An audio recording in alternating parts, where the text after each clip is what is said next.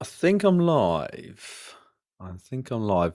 Just bear with me, guys. Anybody's watching this, I'm just going to check and make sure I actually got everything going. Because YouTube was a bit of a problem last time. If you can't hear me or anything, if you can't hear me, you can't respond, can you? Let me have a look. YouTube, where are we? Live? It says live. It is live. Wow. Okay, that's great news. So we're actually going out live on Twitter and X at the moment. We should be live on Gravy Train UK Twitter channel. Let's check that. Look. Looks like we're live on my own personal GravyFi channel. And are we live on the Gravy Train? We are, I think.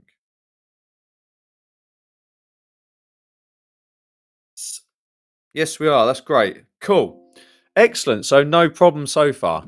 So I'm going out on both of these platforms, X and YouTube, with no real reason tonight other than to help you guys with anything that you want to ask to do with Amazon. That could be online arbitrage, could be retail arbitrage, could be wholesale.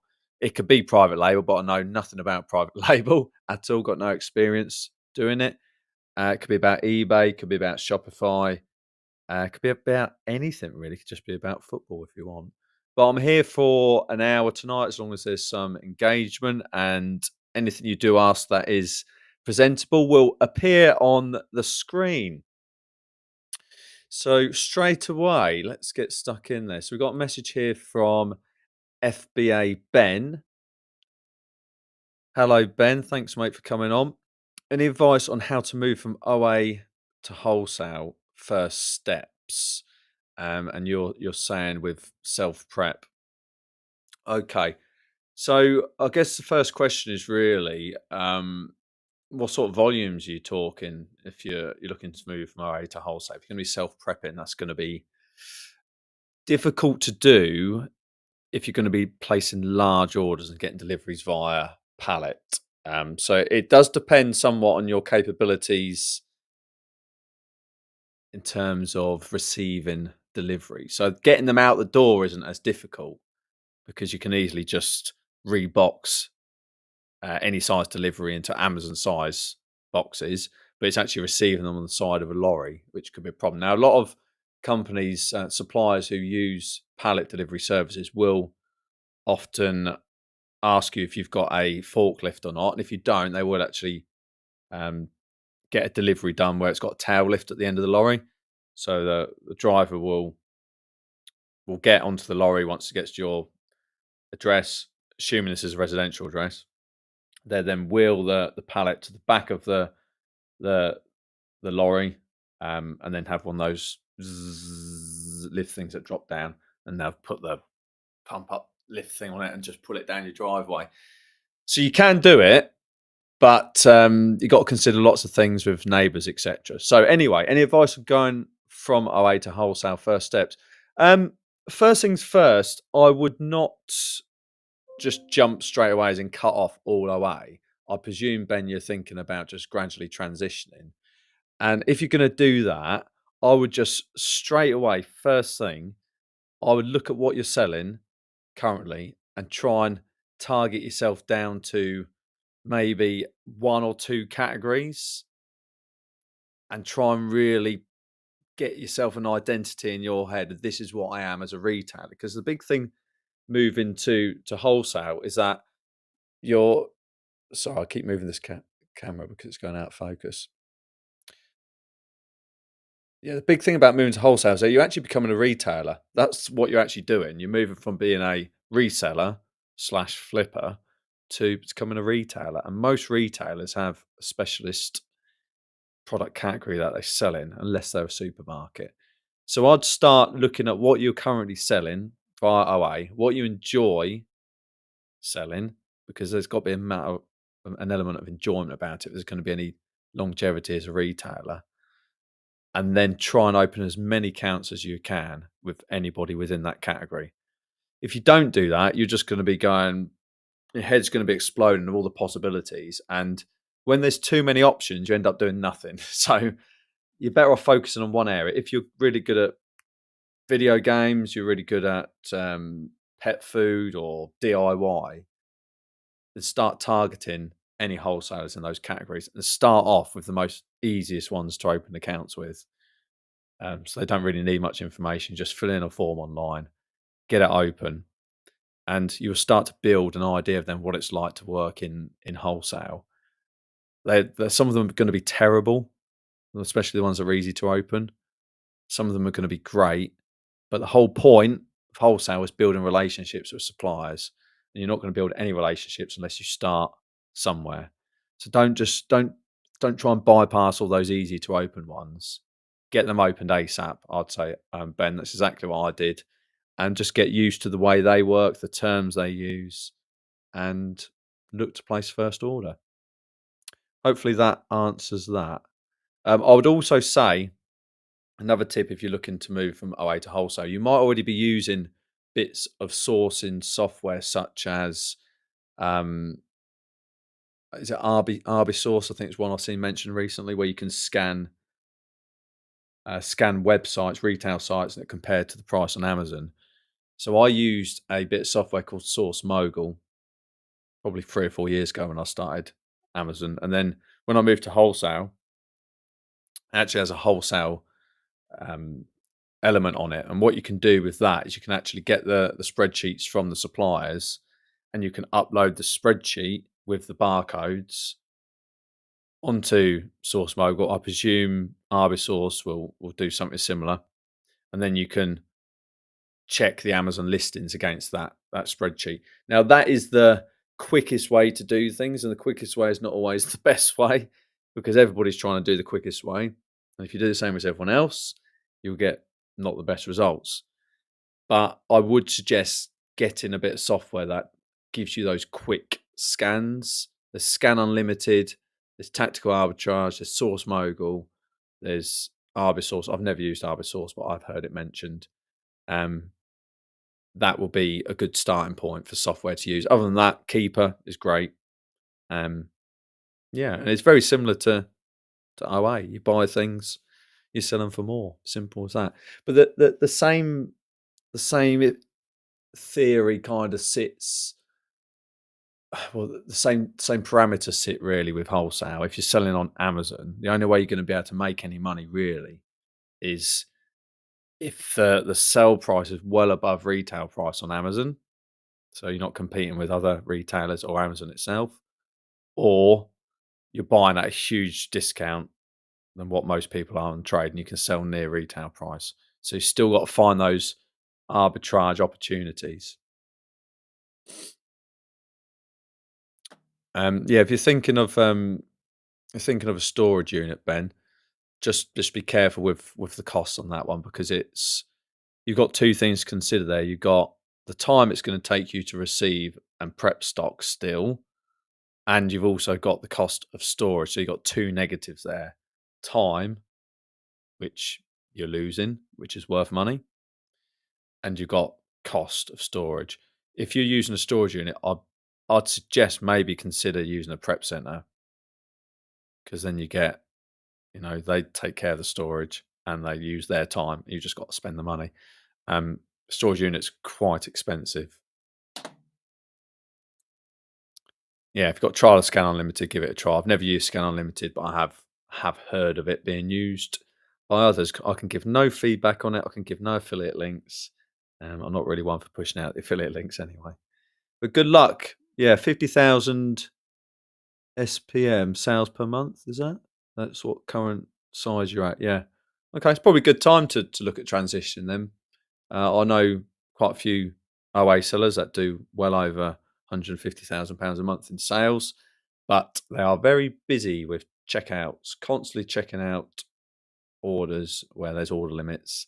And with wholesale, you can get around that and get a lot of your time back.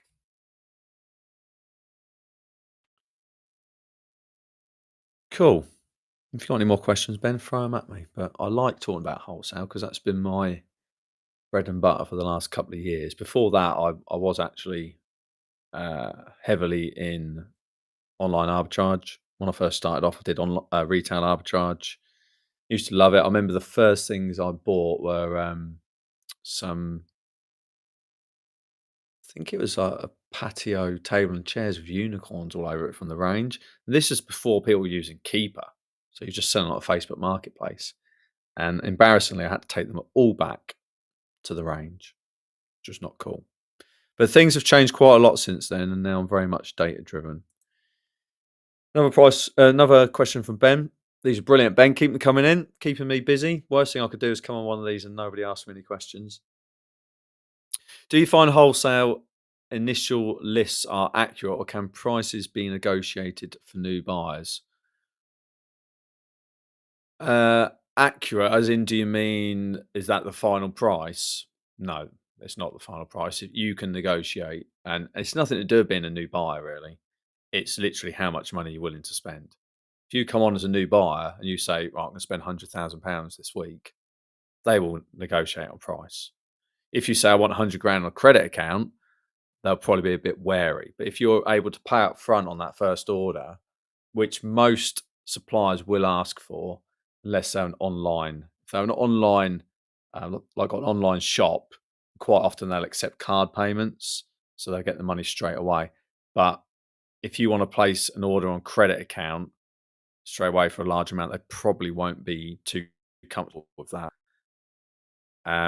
You don't need to build relationships before you give a discount.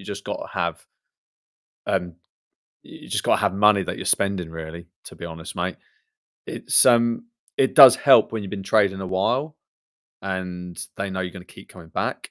If they like you, that's better. If you've met them in person, they can see what you're trying to achieve and what your retail store actually does. They're more willing to partner with you and give you good prices. Because remember that there's other people that are always spending money with them consistently.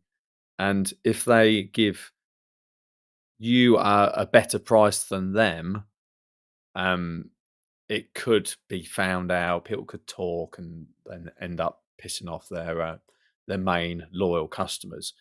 But there's no set rule where suppliers will not negotiate on price because you're a new buyer. It's just not like that.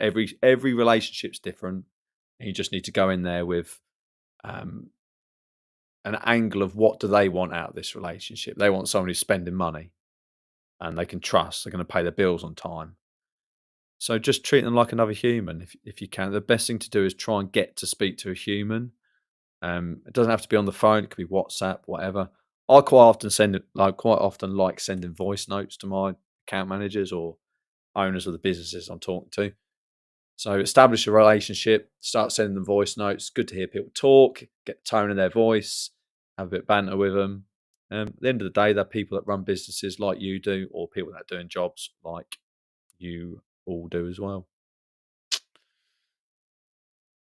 And yeah, back to these patio table and chairs. So they're pink unicorn ones. Bought them from the range. I think I bought about 10. And I think I'd seen one sell on eBay for 20 quid profit or something. And I bought 10 of them because they're the only ones on the shelves. And I sat on them for about 3 months. Not literally, didn't sit on the, the kids' tables. No sales. So I took them all back into the range. I was thinking, how the fuck can I explain why I'm bringing back 10 patio chairs and tables to the range?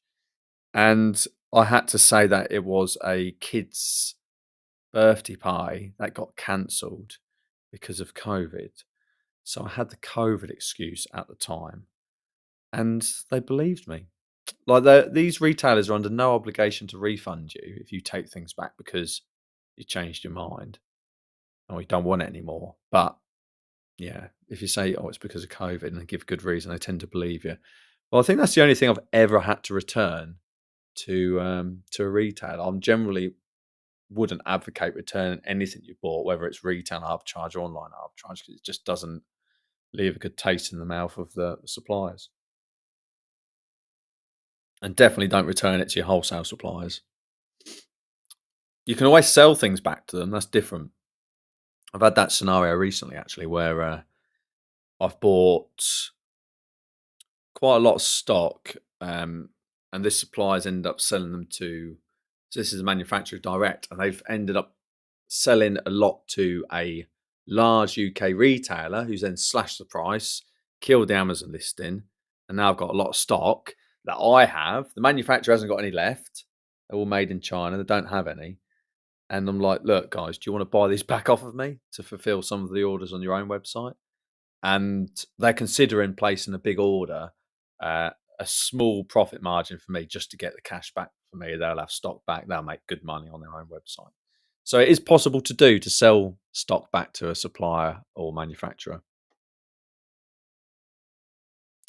Oh, you've got a call booked in with me, have you? Thursday, right? That makes sense, Ben. Yeah, yeah. So that would be the wholesale mentoring that I do. I don't do a lot of wholesale mentoring, guys. It's not something I majorly push because I'm not that hot on marketing. I think it's one of these things that if your whole business is just on marketing a service, that's all you have as income. I think you can be a bit more hot on it. Whereas I'm a bit spinning plates with different businesses and that, and it's just a little bit of extra stuff that I do alongside the gravy train. So it is something that I offer, the wholesale mentorship, and it's normally about 6 to 8 sessions where we have like an hour and a half Zoom session, and it's everything from first steps into wholesale, like I've just been explaining, all to do with identity and professionalism, and the next steps that you need to take to build a professional image, how to source products, building a website, cash flow, lots and lots of things. Goes on for about 6 to 8 sessions. Pay for each session up front. It is, I think it's 250 an hour. It was 175, but it's gone up. Inflation, cost of living, cost of learning. But yeah, if anyone's interested, go to my bio, and so it'd be on the at GravyFi bio. You can press through to where it says services available, and then there's a mentoring thing. You can just book a call in. You don't have to pay for it up front. Just book a call in with me, have a chat with me if you think it's suitable for you, and also if I think it's suitable for you. I wouldn't take anybody on that I don't think's ready to be taken on, and then we'll start doing sessions. But like I say, don't push it. I've got what two clients at the moment, and we meet every couple of weeks or so for a chat. No pressure on getting it scheduled in. You schedule it in whenever you want. Some people go 6 months between sessions, but the whole idea is to teach you how to move from an arbitrage model into wholesale model, which is basically becoming a retailer. It's irrelevant whether you're a retailer on Amazon, retailer on your own website, a retailer of your own shop. You got to think like a retailer in order to act like a retailer, and that's how you get good relationships with suppliers. Um, Probably worth mentioning, like my long term goals with the whole retail side of things is to eventually, like, well, I'm currently doing it already, to really reduce down the amount of stuff I'm actually putting into Amazon myself, um, and instead leverage my relationships to get better deals with my suppliers, and then sell it on quicker to other retailers. That will mainly be Amazon sellers. So let me just explain that. Basically, what I'm created is a wholesale business model. So I've become a wholesale business. I've become a supplier myself, and that's through McPhee and Co. The business. Now McPhee and Co. will not sell this stock on Amazon. It'll sell to other Amazon sellers. Um, and people think, well, why do you not just sell it yourself on Amazon? Well, this is why distributors and wholesalers exist, because the whole business model is to move stock quickly in bulk, at reduced margins. So yes, you take the whole course of the year, I might be able to sell 100 units or something in a year at 40% ROI. Or I can sell 100 units in a week at 25% ROI. Now, you might be thinking, well, just take the 40%. No, I'll get the cash in quicker, and then I can buy more stock to sell at 25% ROI. Keep repeating it and keep compounding that initial capital. So that's why I'm doing it, and it's a different business model. Most people can't do that because they don't have the relationships with suppliers or possibly any sort of audience in order to sell to. And it's not simple just creating a WhatsApp group or Telegram group. You need to have some sort of what I hope is a positive reputation in the online Amazon space, trusted reputation that people are comfortable spending money with. At the end of the day, you got to trust that you spend money with me and I'm going to send you the stock. If you're a faceless profile that pops up on social media offering stock out, cash up front, it's going to be difficult to get off the ground. But it's something that I think more and more people will probably look at doing. Um, but it does rely on you being honest and trustworthy as a online personality. I'm going to call myself an online personality, which is a bit egotistical, isn't it? With a very small audience. Any more questions, guys? I'm on for another 38 minutes. So I might have to make myself a cup of tea if I don't get any in soon. Another cup of tea. Talking of teas, it's totally non-Amazon related, but I've always been one just to stick to Yorkshire tea, and that's all I drink. But I've recently been gifted a box of Twinings Earl Grey tea, and I only drink Earl Grey tea when I'm staying at hotels, like breakfast in the morning. God knows why I've never bought it for at home because I really like it. But maybe I really like it because it's different from the normal that I drink. So I've actually got a cup of Earl Grey tea here that I never have, and yeah, it just makes me think I'm staying in a hotel. Fascinating story. What tea do you drink? Put it in the comments. Looks like we've had all the comments off of. Are these all YouTube ones? Yes, they are YouTube. But if you're on Twitter, sorry, X, you can actually comment on there. Let's just have a look. I think you need to comment. Actually, open up the video and then comment, not just comment um, on the comment section underneath it. But I'll have a look, see if there's anything coming in.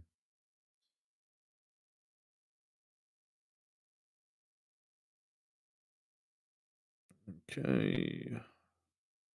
Well, I've got a like, no comment though.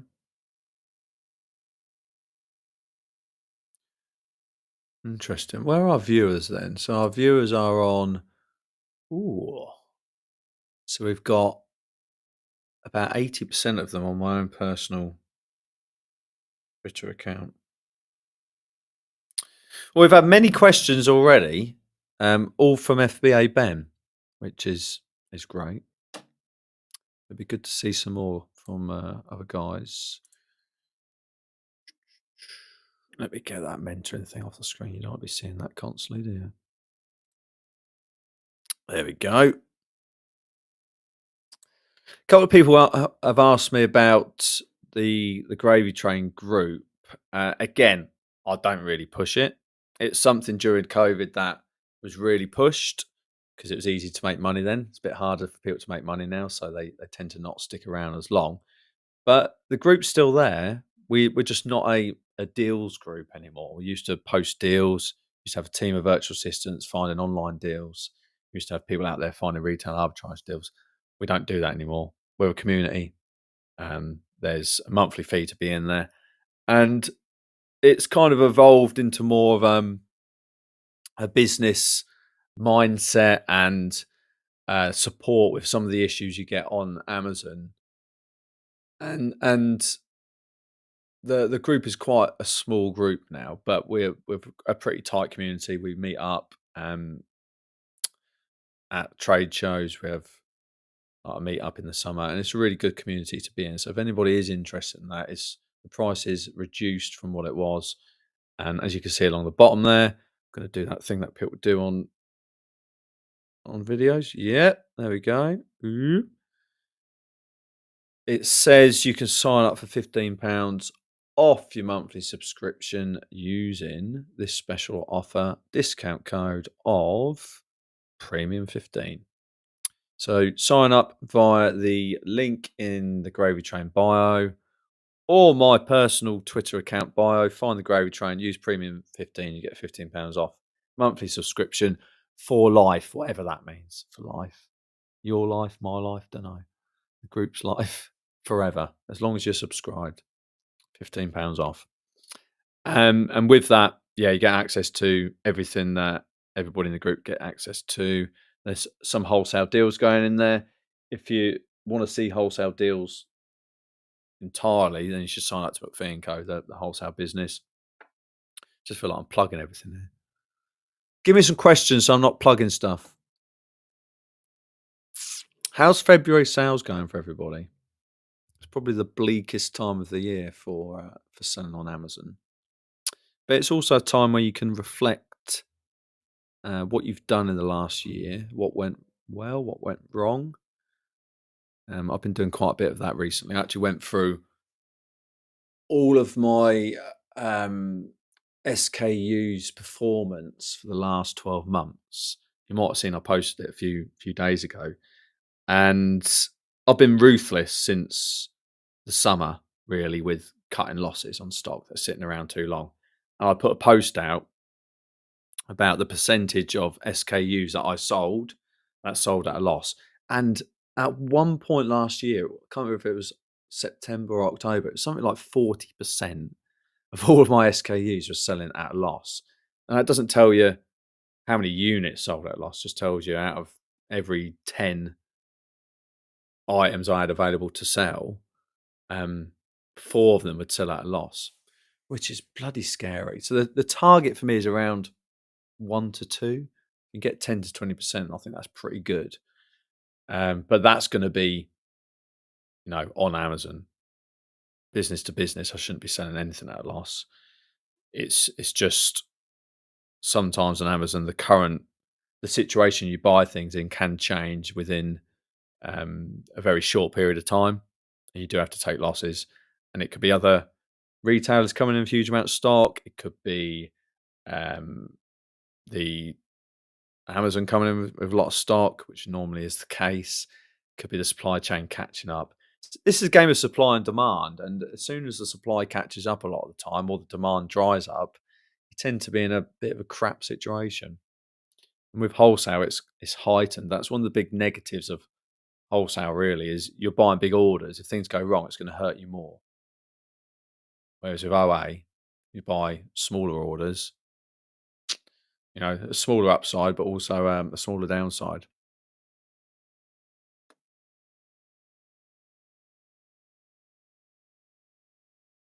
Questions, guys. Questions on Amazon. Questions on eBay. Selling quite a lot on eBay at the minute.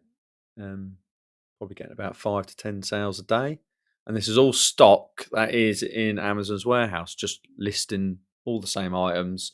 They're getting fulfilled via multi-channel fulfillment orders, MCF. And that's automatically done via a bit of software called Joe Lister. So it creates all the listings on eBay and links them via the same SKU. And when you get an order on eBay, it will send a message to Amazon, create the multi-channel fulfillment order itself, and then add the tracking into eBay itself with a bit of software called Joe Lister. And eBay could be quite a good place to sell things on for decent profits, because the people that shop on eBay are not the same people that shop on Amazon. There's people shopping for bargains on eBay, and then they might see something they like, and they're the ones that end up buying stock off of you. So yeah, you should tap into that. I'd suggest that over something like OnBuy or definitely not Facebook Marketplace. The one thing about eBay I dislike is the customer comments and messages asking if this fits this and if this includes this, or do I have this version. It's just a pain. And we've got a bit of a luxury being FBA sellers, haven't we, where we don't have to deal with customers too much face to face.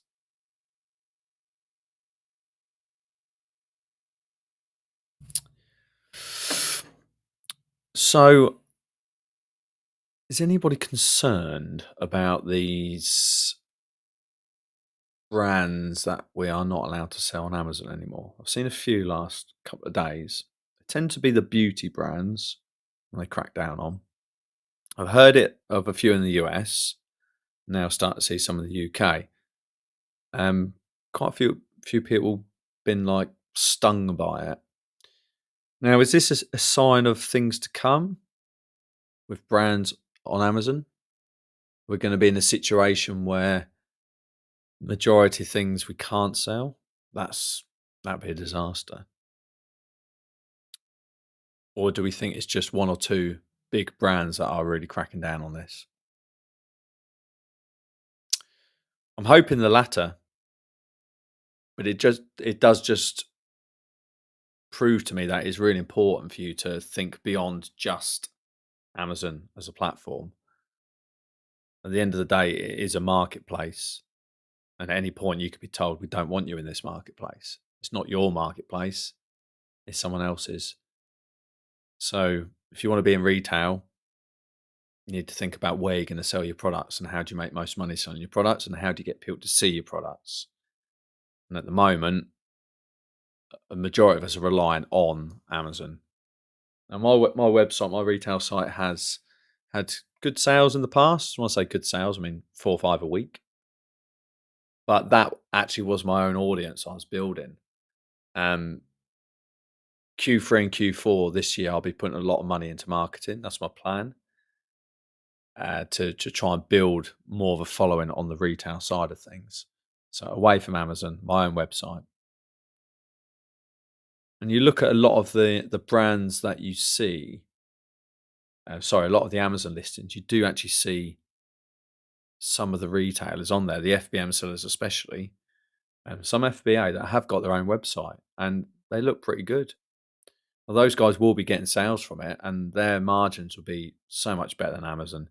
You just look at the price they sell things for on their own website compared to Amazon; it's so much cheaper, and they're just making so much more money.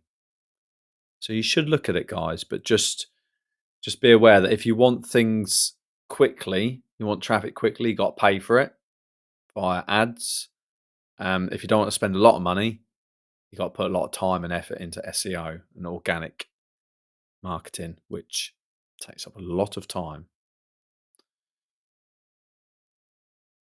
So yeah, although the margins are a lot better, you're going to have to spend a lot of money on advertising. Similar to private label seller on Amazon, you've got huge margins, but the actual costs of getting your products seen are such a high percentage of the total outgoings. Right, who we got watching then? See if I can see names. Can I see names? Don't think I can. Just going to pick on someone. Come on, guys, get some questions in. Make my brain work. Get bored of hearing my own voice sometimes.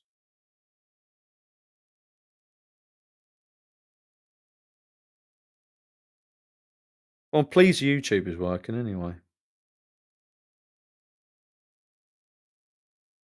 The plan is with these Twitter streams or X streams is that we're going to get sellers on, so other people that can have a bit of a conversation with. So I'm not just talking to myself. And you guys probably be interested in asking somebody else questions other than just me. So yeah, any like suggestions for who to get on would be great. There's a couple of guys that I've already been talking to, likely to have flipping at 30 on at some point. So I've met Tom a few times in real life, away from this desk, and yeah, we get on well. So Tom will be coming on at some point. I'm sure he'll have some product to promote, and maybe get my good friend Luke Sales Online on, who's not been seen much on Twitter the last few months, but he's been doing bloody well on Amazon. So I might get him on. Who else? Who do people want to see? Who's making big money that people want to see? There was a guy I met in Birmingham actually last Monday. Yeah, a week ago today. A week ago today that I've seen once before. His name's I'm going to give him a code name. His name's Bob. We're going to call him Bob. He's 21 years old. I know he is on social media, but he keeps himself to himself. He's 21 years old, and he did £100,000 profit on Amazon in December alone. Bob. Well, he's got a few Bob now, hasn't he? So I think it's something like £450,000 of sales and 100 odd grand of profit, which is outrageous. Let me just share this into my group. Actually, let's share a link so we get some more people on.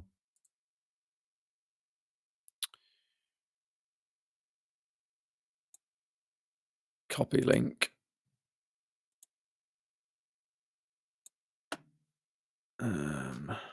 Sorry, downtime. Might get an influx of viewers and questions. YouTube, where are you?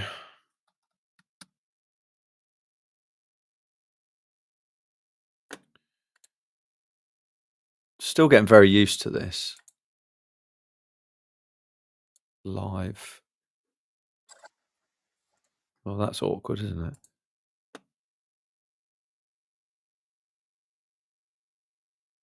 it? Share. Copy link. There we go. I'm in my own live chat. It's fucking confusing. Sorry, I got to stop swearing.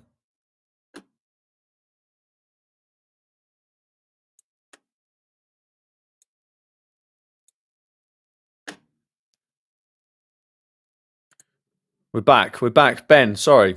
You're posting questions. I'm ignoring you. Have you got a website you use to move old stock? Not to move old stock, no. No, there's no real need for a website to move old stock because you're going to get more people seeing that old stock on Amazon or eBay than on your own website. And if it's old, you probably just want the cash back anyway. So there's no real need to have your own website just for that.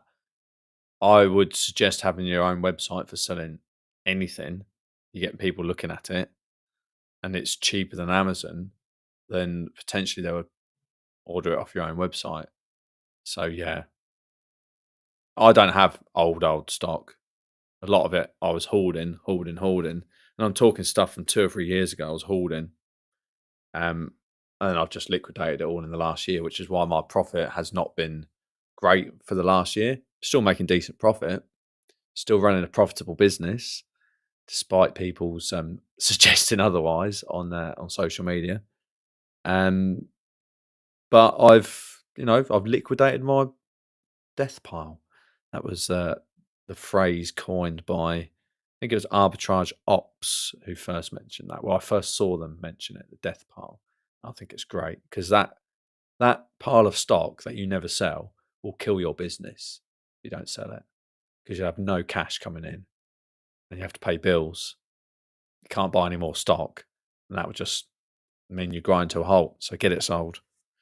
But if you've had 3 years of it and you've been holding on to it, when you do actually sell it, it starts really impacting your bottom line. But cash is king, as they always say. Have I considered selling USA? No, not at all. No, not interested. I'm being very dismissive there because I'm trying to grow a retail business, build a retail business, not just an Amazon business.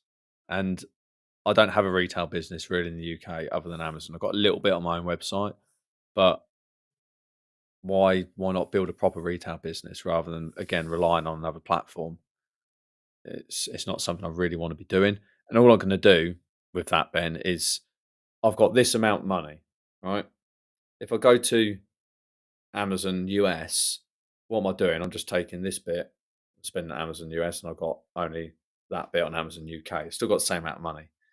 People say the margins are a lot better. Yes, well, if I'm going to do that, I might as well move everything over to the US. It's pointless doing both side by side, in my opinion, because it's just diluting my attention. If I suddenly get a huge amount of cash come through or capital, I'll probably use it to build the retail side in the UK. I think I can get better margins by focusing on one country. Um, Absolutely nail that country, then move to the US.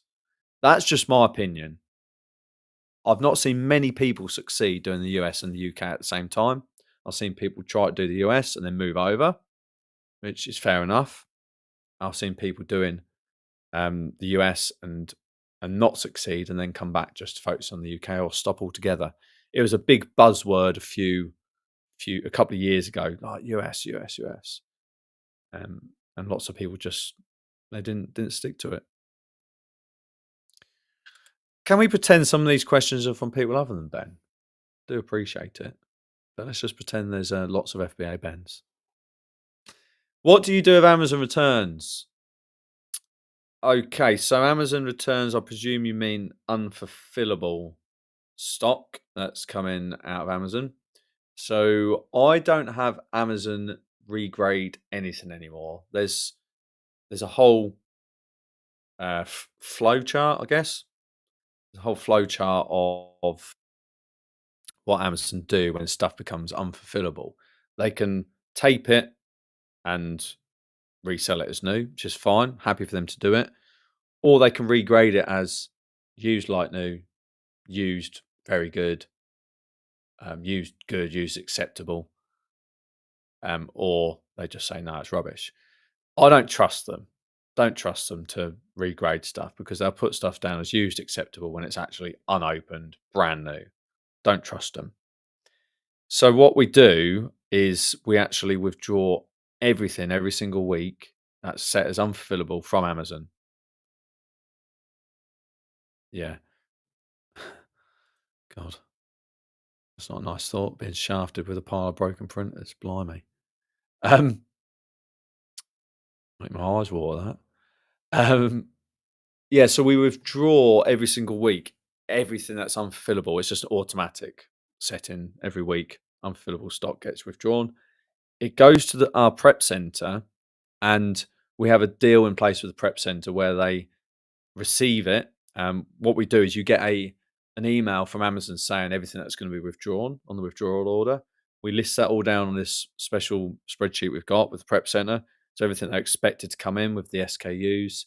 And then what they do is they will take a picture of it and they will write a comment in this comments column saying, yeah, it's opened, a little bit of damage. And then only I, make a decision on what regrading category I want it in. So whether it's like new, acceptable, or sometimes destroy. But before we get to the destroy point, I will sometimes, if I think, okay, this is not on, I'll put select to use, select get LPN, and then the prep center got to go and get the LPN number, which is the removal, the number on the sticker that gets put on the removed item.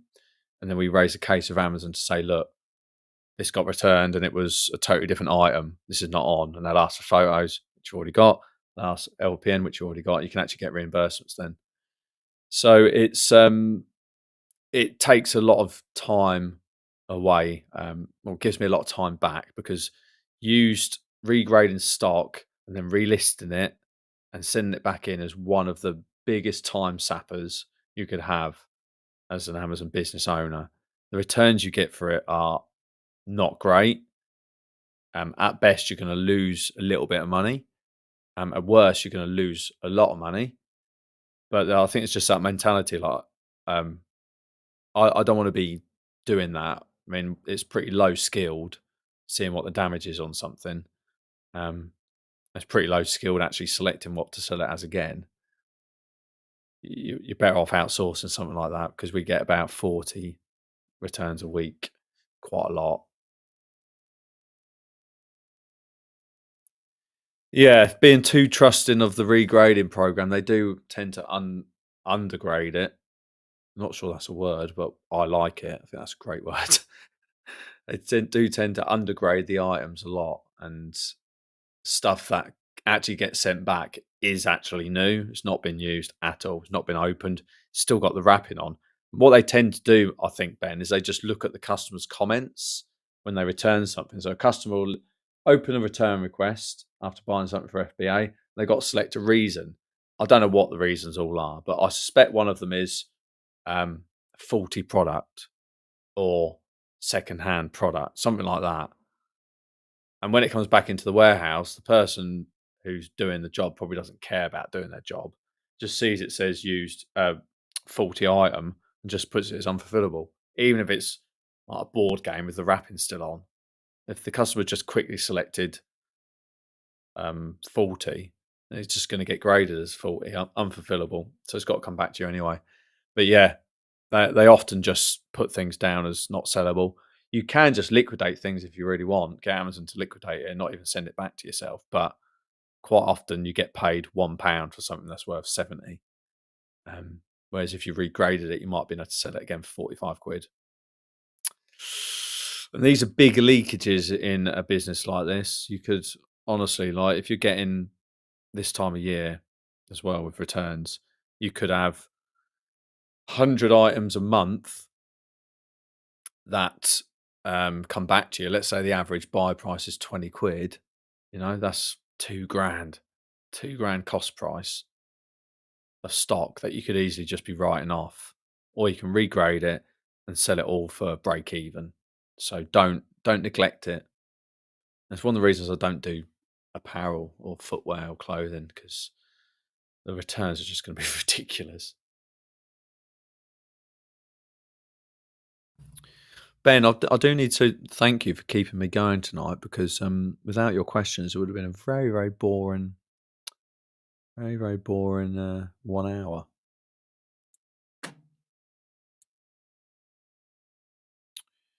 Get rid of that. Probably need to promote these things more, or get a special guest on, because I'm sick of seeing my face. So I just think everybody else is.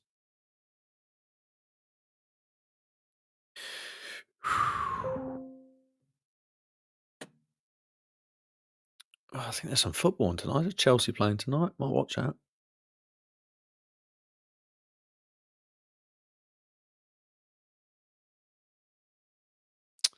Let's see if we've got any YouTube comments.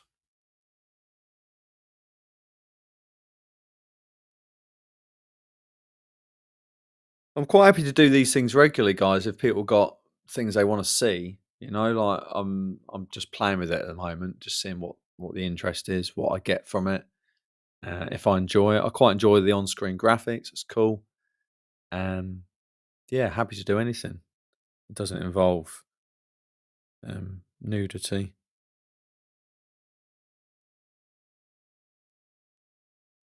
YouTube.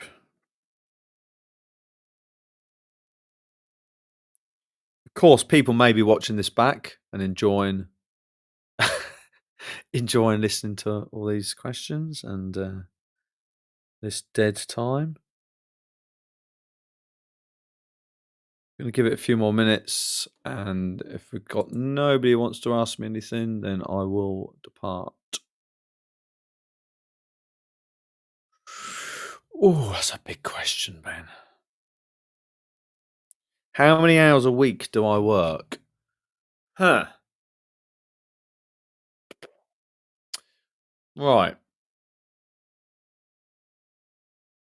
I'm a bit of a workaholic. I do enjoy working.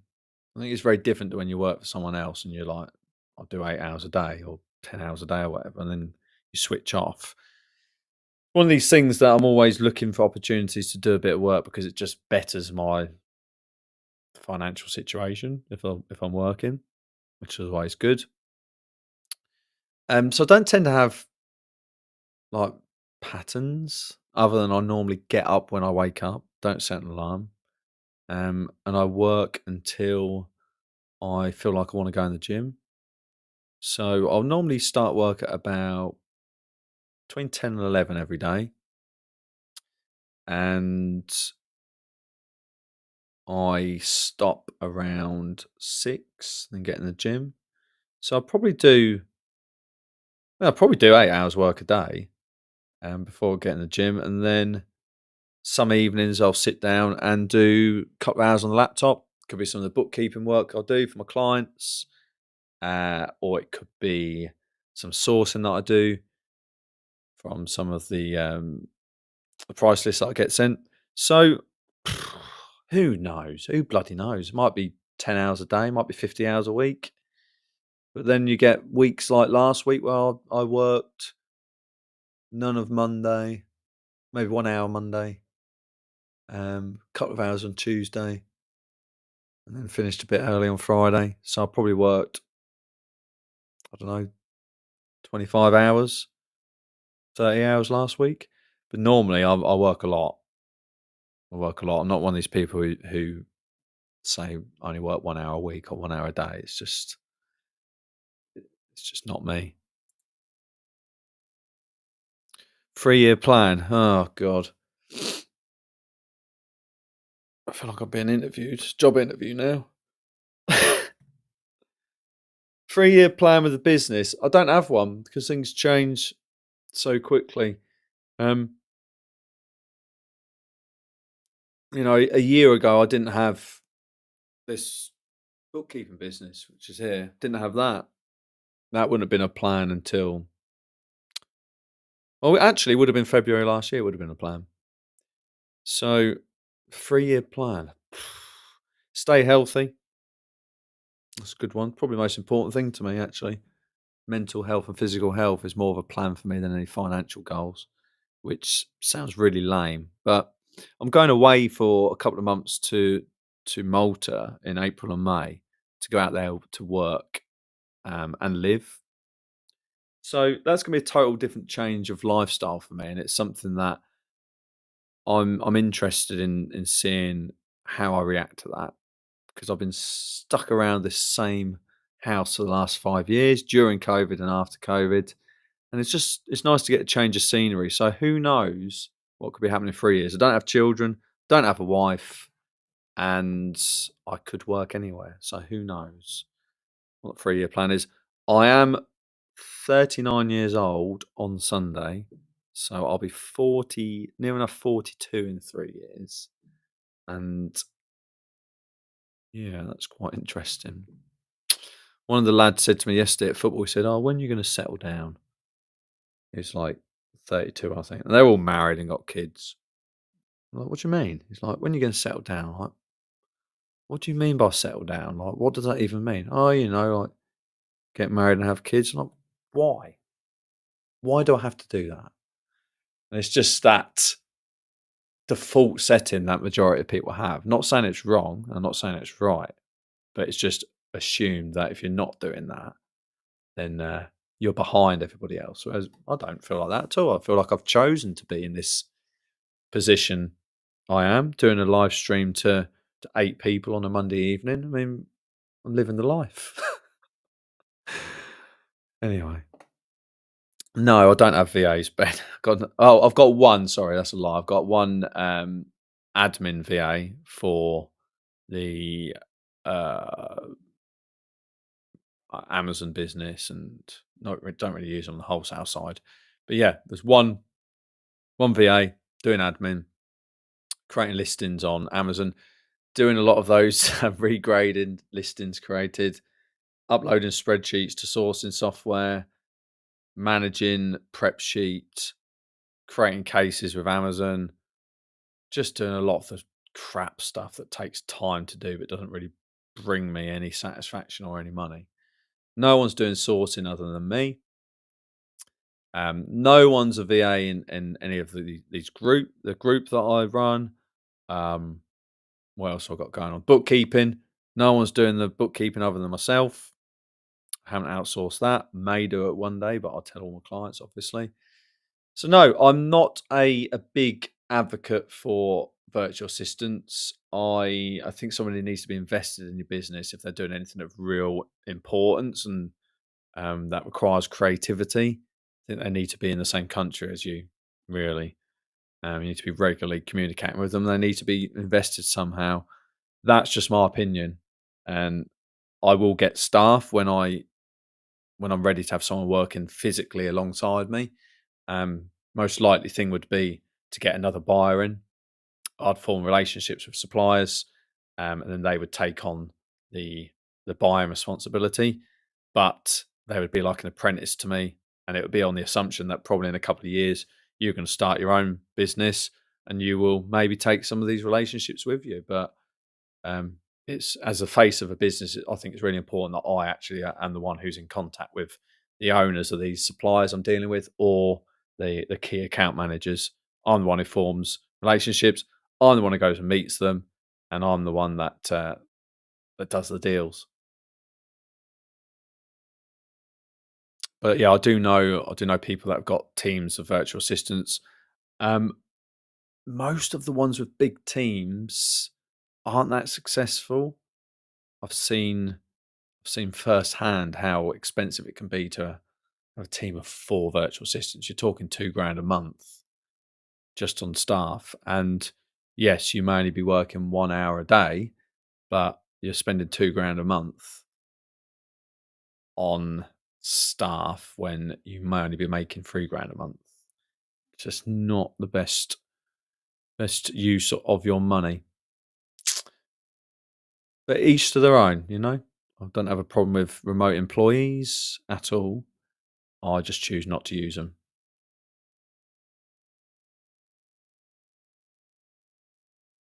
I find it's just a communication problem with people working massively different time zones and um, just different cultures as well. I did at the peak have 7 people employed from the Philippines. I had social media manager, which was terrible.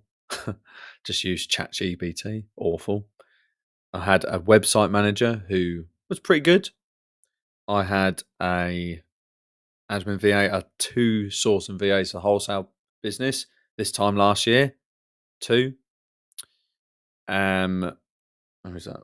1 website, social media, and 2 sourcing.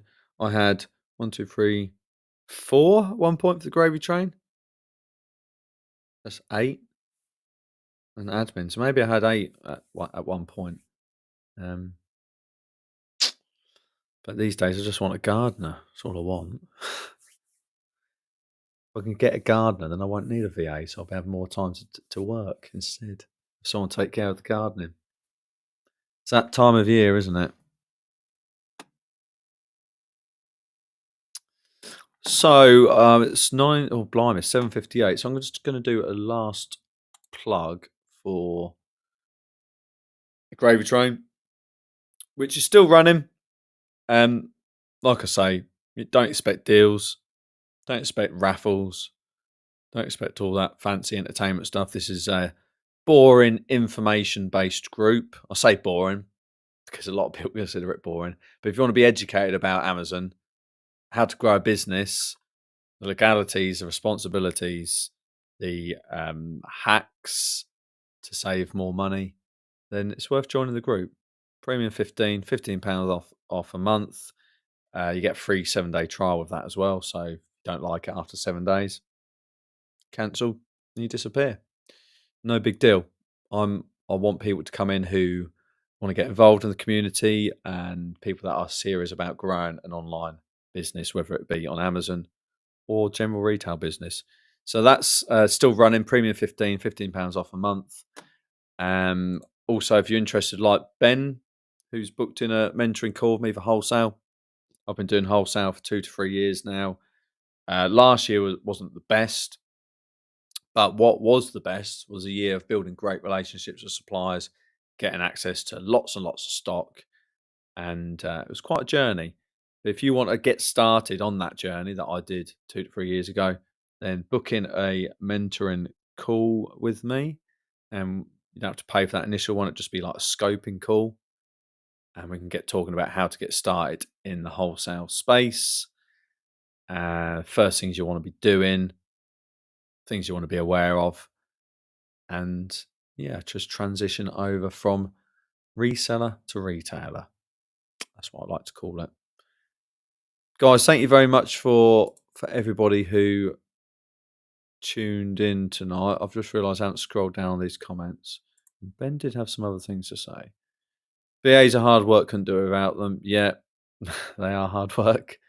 And they're very polite though. I've had many VAs in my time, and maybe I'm the problem, Ben. That's normally I'm the consistent common denominator, so maybe I'm the problem. Thanks for captive audience, Chris. Cheers for Sunday. What happens on Sunday? Cheers for Sunday. Oh, my birthday. It's my birthday Sunday. Got you. Yeah, thank you very much, mate. I appreciate that. When you're my age, you just forget about birthdays having any importance. It's just, I don't want that little violin playing, but I'll be playing football on Sunday. Um, I'll be enjoying that. So, Ben, thank you very much. Thank you to everybody else who tuned in. Hopefully, wasn't too boring hearing me talk for an hour. As I say, next time I'll try and get a guest on. We'll have an actual agenda for it, and you'll be able to look at somebody else's face other than just mine. Thank you, guys. Have a good evening, and I'll speak to you soon. Cheers.